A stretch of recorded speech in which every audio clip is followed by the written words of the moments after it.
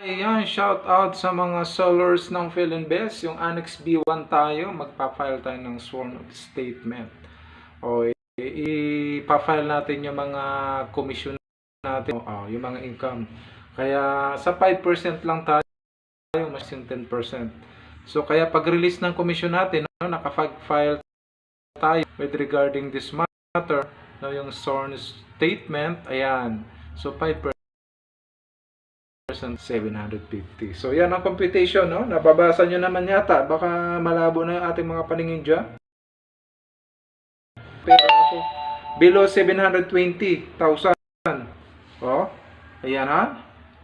Oh, sinasabi niya rito, oh, ayan oh. Below. Oh, basta below yan, oh, basta below, oh, 250,000 below. Not over 3 million. Ay, basahin nyo para malinawan tayo ha. Basahin nyo lang, intindihin nyo lang, 5% lang ang commission. Yun ang ipapile ng aming Ma'am Melby. Ayan ang ating pipilapan. Okay? Paki-share yung vlog natin para kung gusto nyo mag-real estate, maging agent, 5% lang babayaran yung tax, no? Yung mataasan ng gobyerno para alam natin kung ano ipafile natin.